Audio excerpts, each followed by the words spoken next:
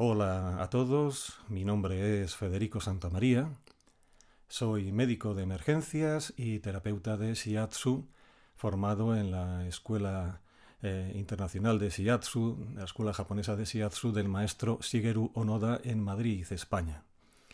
Vamos a comentar en esta presentación un tema de absoluta actualidad como es el COVID.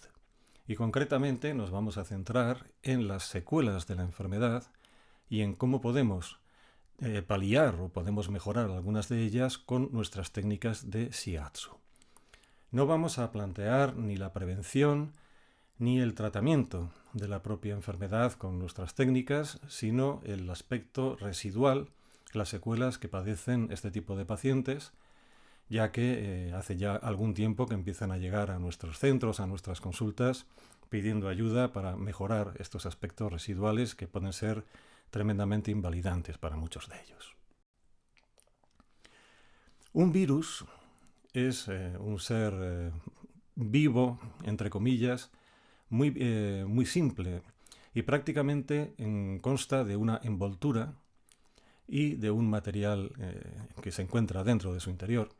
Esa envoltura, en el caso del coronavirus, tiene forma de corona, de ahí viene su nombre, y en el interior del virus hay un material genético, pero el virus no tiene capacidad de reproducirse, de replicarse por sus propios medios. Y por lo tanto, lo que tiene que hacer es infectar a otro ser vivo que disponga de esa maquinaria para poder reproducirse. Podríamos decir que la intención, entre comillas, si tuviera alguna el virus, su intención es reproducirse de la manera más rápida y más eficaz posible. Y para ello necesita infectar a un huésped y necesita entrar dentro de sus células para aprovechar la maquinaria reproductiva de esa célula.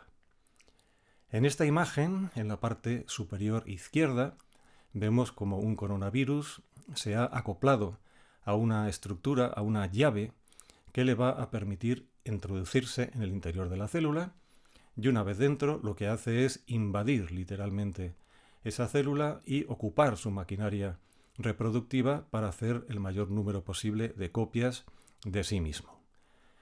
La misma invasión del virus en la célula y la ocupación de esta va a crear ya problemas. En primer lugar, si nos anticipamos un poco a lo que veremos más tarde, refiriéndonos al lenguaje de la medicina tradicional china, se va a comportar como una flema, es decir, como un acúmulo de algo que no debería estar allí, y por otra parte va a interferir con los mecanismos normales de producción de energía de esa célula.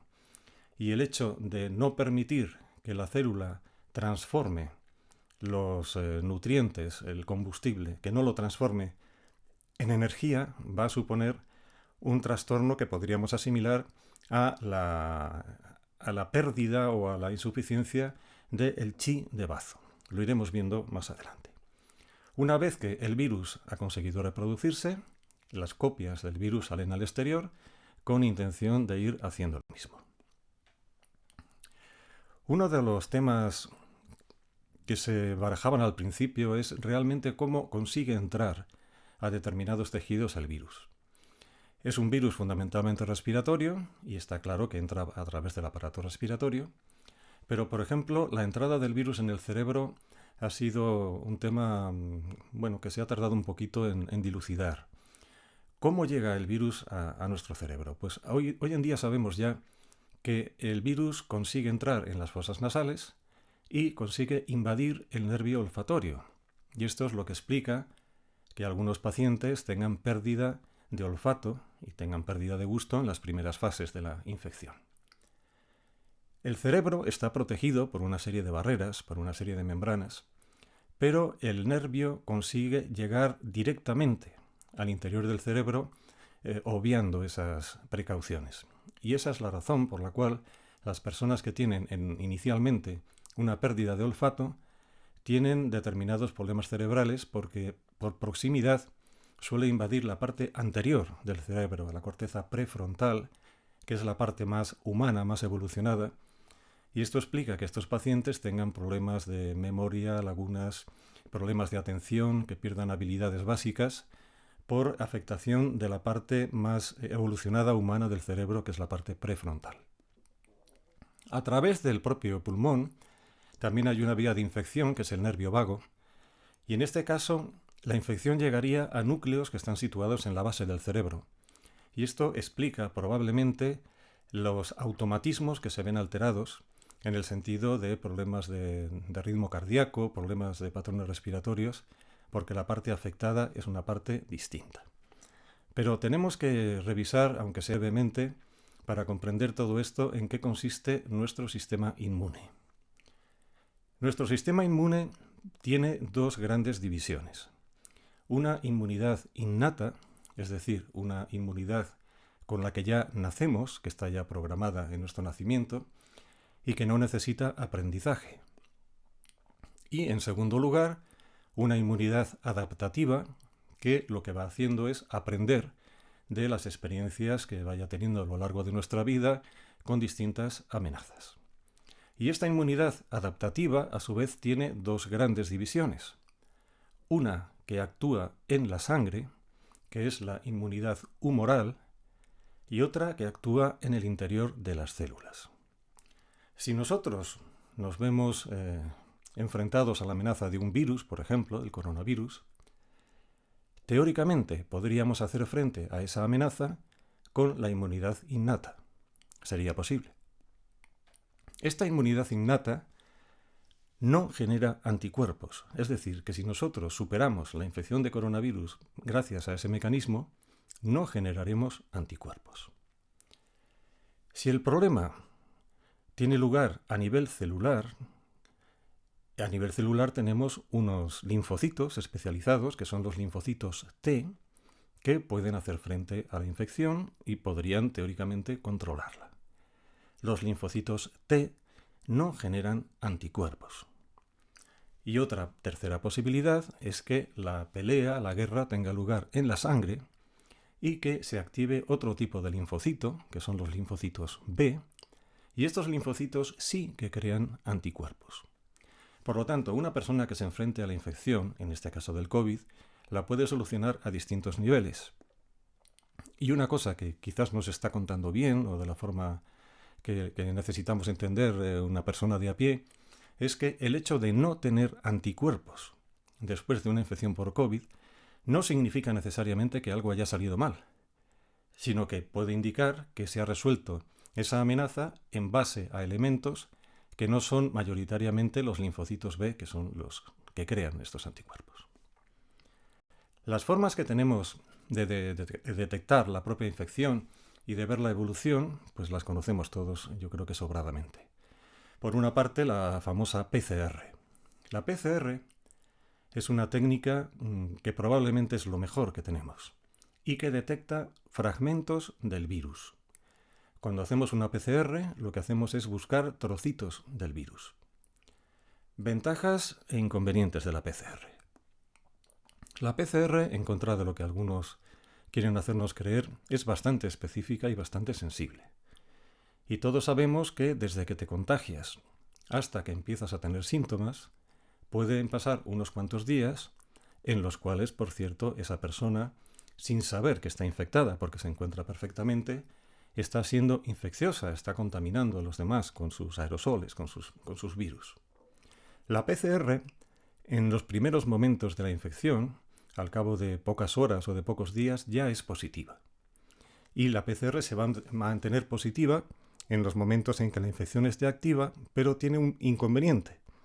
Y es que cuando la infección ya ha sido superada y cuando el paciente ya probablemente no es contagioso, seguimos detectando fragmentos de virus, trocitos de virus, que no son infecciosos, que no transmiten la enfermedad.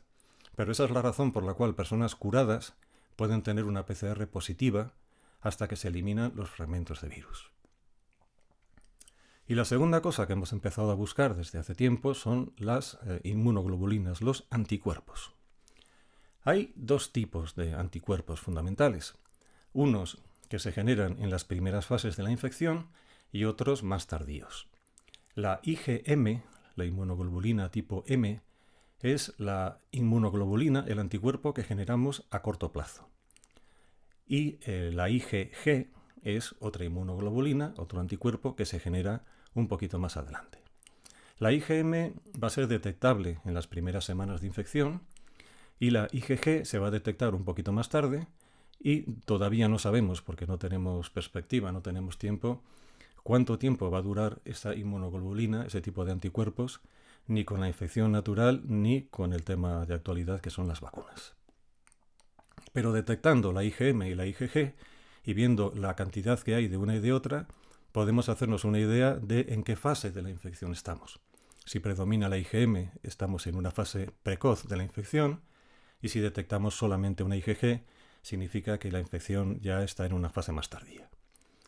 En este esquema no tenemos las pruebas de antígenos, los test de antígenos. Los test de antígenos tienen, como todo, sus ventajas y sus inconvenientes. Los test de antígenos son muy rápidos, en 15 minutos tienes el resultado, y tienen un inconveniente, y es que cuando la carga de virus es todavía pequeña, en los primeros momentos de la infección, el test de antígenos puede ser negativo. Es decir, que un test de antígenos negativo no significa que no estemos infectados. Cuando ya el paciente tiene síntomas, a partir del día 5, 6, 7, es cuando es más probable que la respuesta del test de antígenos sea fiable. Y los que defienden el test de antígenos parece que es en contra o a favor de la PCR, dicen lo siguiente: la PCR es muy sensible, pero en ocasiones tarda días en llegar el resultado, y por lo tanto ese paciente no va a conocer su infección hasta el cabo de días. Es una técnica sensible, fiable, pero que tarda. Mientras que los test de antígenos son menos fiables, son más rápidos, son más baratos, pero tienen la ventaja de que, bueno, un test positivo lo puedes conocer en 15 minutos. En resumidas cuentas, una persona que se haga un test de antígenos y sea positivo, es muy probable que esté infectado por el virus, pero va a tener que pasar por una confirmación a través de una PCR. Y una persona que se haga un test de antígenos y sea negativo, no puede fiarse demasiado porque puede ocurrir que esté en los primeros momentos de la infección y que sea infeccioso, o que esté ya en plena infección pero con una carga viral no suficiente para que sea detectada con el test. Todo esto hace que sea un problema realmente complejo y todas las dudas que nos está presentando en la fase actual en que estamos ya con la vacunación, que es otro factor que no vamos a entrar a comentar en este momento. Vamos a revisar cómo actúa el COVID en nuestro organismo. Hemos comentado la afectación cerebral. El virus entra a través de las fosas nasales o por cualquier otro procedimiento, a través de la sangre puede llegar también a nuestro cerebro, produce anosmia, que es la falta de olfato, ageusia, que sería la de gusto, y puede producir distintos problemas cerebrales, dolores de cabeza, trastornos cognitivos. En otras personas puede producir crisis convulsivas. Es decir, la afectación cerebral es una de las complicaciones además más inquietantes, porque en este momento tampoco sabemos cómo van a evolucionar a medio y largo plazo. A nivel pulmonar, esto fue lo primero que supimos, lo que se produce es un distrés, una insuficiencia respiratoria aguda.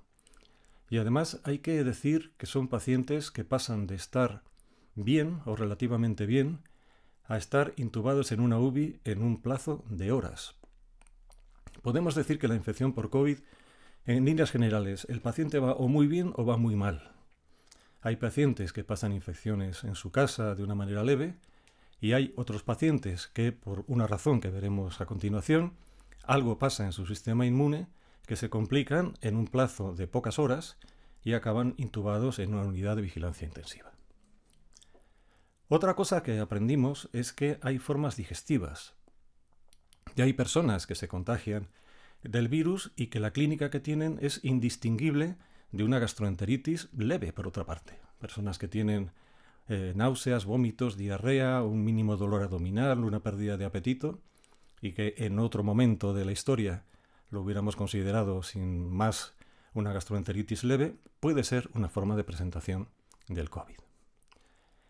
Y también se manifiesta como un trastorno de coagulación, en el sentido de que se altera la coagulación de la sangre y forma trombos, forma coágulos en cualquier parte de nuestro organismo. Y otra cosa que hemos visto es que pacientes que aparecían con infartos que aparecían con ictus, en realidad eran consecuencia de la infección por COVID. Y otra de las manifestaciones de la infección por COVID es la inflamación que se puede producir también en cualquier parte del cuerpo. Y esto se debe a un fenómeno que es lo que llamamos tormenta de citoquinas, que vamos a comentar a continuación. Las citoquinas son unos intermediarios que forman parte de la reacción normal de nuestro sistema inmune. Las citoquinas son una especie de amplificador que lo que hacen es que cuando se inicia el contacto con un elemento extraño, dan la orden de generalizar esa respuesta inmunitaria para que sea eficaz, para que, no sea una simple reacción local, sino da la orden de que hay que actuar a nivel global contra esa amenaza. Es un amplificador. Por una parte, activa determinadas células, produce una inflamación, porque como ya hemos comentado en otras presentaciones, la inflamación es un mecanismo de reparación, inicialmente, y activa, pues todas las células que van a participar en esa respuesta inmune. Esa es una función normal de las citoquinas. El problema del COVID es que se vuelven locas las citoquinas y producen una reacción absolutamente desproporcionada. Y cuando ocurre esa tormenta de citoquinas, aparecen una serie de efectos que vemos en esta imagen. Es interesante, sobre todo, lo que vamos a ver en la columna de la derecha. A nivel de las células endoteliales y vasos sanguíneos van a pasar dos cosas. Una, como hemos comentado antes, que se van a formar trombos, se van a formar coágulos en los vasos sanguíneos, y otra que va a aumentar la permeabilidad de las paredes de los vasos sanguíneos. Es decir, dicho de una manera simple, va a haber fugas de líquido de nuestros vasos sanguíneos a los tejidos. Y esto, por ejemplo, a nivel pulmonar va a ser muy importante, porque lo que va a ocurrir es que nuestros pulmones se van a inundar de líquido, y además de un líquido que nos va a dar problemas, como veremos a continuación. Y otro aspecto que es muy importante es que produce o puede producir resistencia a la insulina, y esto lo que va a causar es una mala nutrición de nuestras células y una mala nutrición de nuestros músculos, y esa es la explicación de que haya pacientes que tengan una pérdida de peso muy notable, aunque hayan pasado infecciones por COVID aparentemente leves. Las células se alimentan de glucosa y la glucosa llega a través de la sangre, pero la glucosa tiene que entrar dentro de la célula y lo que facilita la entrada de la glucosa en la célula es la insulina. Los diabéticos, que tienen carencia de insulina, tienen mucha glucosa en la sangre, pero sin embargo las células están pasando hambre porque la glucosa no entra en el interior de la célula. En el caso de la tormenta de citoquinas, lo que ocurre es que nuestras células están pasando hambre porque no hay una acción eficaz de la insulina, y esto es lo que hace que haya atrofias en nuestro tejido muscular y que en general nuestras células estén malnutridas. Y esto, en términos de medicina china, lo vamos a expresar como una insuficiencia de yin, una insuficiencia del terreno, una insuficiencia de la tierra, de la base, y se va a producir porque no llega el alimento a donde tenga que llegar. En esta imagen vemos el interior de los bronquios de pacientes con COVID. En la primera, la que está a la izquierda, lo que vemos es que la mucosa está enrojecida. En la de en medio ya vemos cómo hay líquido en una cantidad moderada, mientras que en la tercera hay una cantidad todavía mayor de líquido. El problema es que los pulmones se inundan con este líquido, y este líquido no es solamente agua, es peor que eso, porque es un líquido que contiene fibrina, que es la sustancia que produce las cicatrices. Y esto lo que va a provocar es que una vez que se resuelve esta inflamación inicial, van a formarse una especie de cicatrices de membranas en el interior del pulmón que van a impedir el intercambio de oxígeno. En la fase aguda de la enfermedad, el impedimento para el intercambio de oxígeno va a ser la propia presencia de líquido, y esto va a hacer que el paciente tenga que estar intubado, pero luego, una vez que se recupere, el problema es que se va a formar una membrana fibrosa en las partes en las que se produce el intercambio gaseoso, y estos pacientes van a tener como elemento residual Una fibrosis pulmonar es un pulmón que en vez de ser una esponja elástica se convierte en una piedra pómez, por decirlo de una forma gráfica, que no se va a contraer ni a expandir con eficacia. Y por lo tanto son candidatos a tener una insuficiencia respiratoria crónica. En términos generales, los pacientes de COVID, la vía aérea, el bronquio, no suele estar afectado, es decir, que el aire entra y sale con facilidad. Y eso hace que el paciente tampoco tenga una especial ansiedad, porque él percibe que el aire entra y sale sin obstáculo. El problema está en los espacios alveolares, en el saco alveolar, y es ahí donde se produce ese llenado de líquido que interfiere con el intercambio gaseoso, y es ahí donde vamos a tener los residuos, los problemas residuales de la fibrosis pulmonar. En estas radiografías que vemos aquí, tenemos en la A una radiografía pues casi normal, en la cual lo que vemos negro es aire en los pulmones, que es la situación que debería ser normal.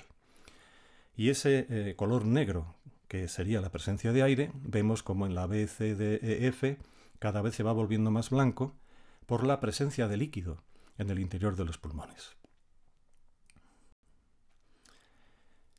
Para terminar esta primera parte de la presentación, vamos a resumir algunas de las secuelas del COVID según la medicina occidental.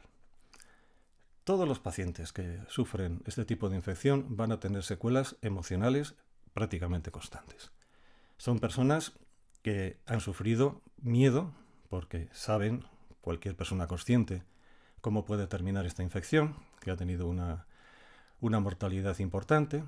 Son pacientes que han tenido, los hospitalizados, una vivencia de aislamiento inmensa y que han visto cómo han estado muy bien cuidados, por supuesto, por el personal sanitario, pero todos infundados en sus equipos de protección y han sufrido un aislamiento físico, un aislamiento emocional, no han podido estar con sus seres queridos y por lo tanto esto va a producir un estrés postraumático, un problema emocional importante. Y luego, por lo que comentábamos de las alteraciones cerebrales, van a tener ciertos problemas de deterioro cognitivo y de otras cosas más. Y lo que sabemos es que los síntomas de ansiedad y síntomas de depresión se han multiplicado durante la pandemia. Los síntomas de depresión se han multiplicado al menos por 3 y los síntomas de ansiedad se han multiplicado al menos por 5. Hay unas secuelas energéticas que también son muy constantes, como son síntomas equivalentes a la fatiga crónica y síntomas de cansancio extremo. Son personas que cuando hacen la más mínima actividad, en algunos casos, enseguida presentan una fatiga. A nivel del aparato locomotor, de nuestros músculos, de nuestras articulaciones, se produce pérdida de masa muscular, en parte por la inactividad que puede haber en el caso de un ingreso hospitalario, pero incluso en personas que han estado activas en su casa por la mala nutrición de nuestros músculos, por esa resistencia a la insulina que comentábamos antes. Y nos vamos a encontrar con atrofias, rigideces, debilidades que tenemos que tratar y podemos tratar con nuestro shiatsu. A nivel respiratorio, comentábamos esa fibrosis pulmonar. La disnea, la sensación de falta de aire, la atrofia de los músculos respiratorios, fundamentalmente en aquellos pacientes que hayan estado conectados a un respirador. A nivel circulatorio, se van a formar coágulos, trombos en cualquier parte que podamos imaginar y vamos a ver secuelas de ictus, de infartos, de alteraciones circulatorias realmente donde podamos imaginar es posible. Va a haber secuelas inflamatorias. Hemos visto inflamaciones del músculo cardíaco, miocarditis, inflamaciones de los vasos sanguíneos, cualquier cosa que también podamos imaginar, ya que el COVID es el monstruo de las 1000 caras, puede estar inflamada. Y luego, los dolores residuales que estamos viendo en pacientes con COVID tienen distintas explicaciones o distintos orígenes. Es bastante característico que los dolores musculares vayan cambiando de localización. Y eso se debe a que el dolor muscular puede ser por causas locales, porque el propio músculo esté afectado, pero también porque sea un dolor de origen central, es decir, un dolor por alteración de los núcleos que perciben y que elaboran el dolor a nivel cerebral. También los trastornos metabólicos que hemos comentado antes van a influir en el hecho de que haya distintos dolores a nivel de aparato locomotor. Y luego, por supuesto, también va a haber una serie de complicaciones, una serie de secuelas por la propia intervención médica, por la intubación orotraqueal, por el tubo que hay que colocarles para respirar, algunos ha habido que hacer una traqueotomía, ha habido que hacer una incisión en la tráquea para que respiren a través de la tráquea, las propias medicaciones, las dosis altas de corticoides, es decir, que hay muchas papeletas para que estos pacientes tengan este tipo de secuelas. Aquí vamos a finalizar la primera parte de esta presentación y en las siguientes lo que vamos a ver, en segundo lugar, la infección por COVID según la medicina tradicional china, y en la tercera parte de esta presentación veremos qué podemos hacer nosotros con el shiatsu para paliar, mejorar estas secuelas del COVID con nuestras técnicas de shiatsu.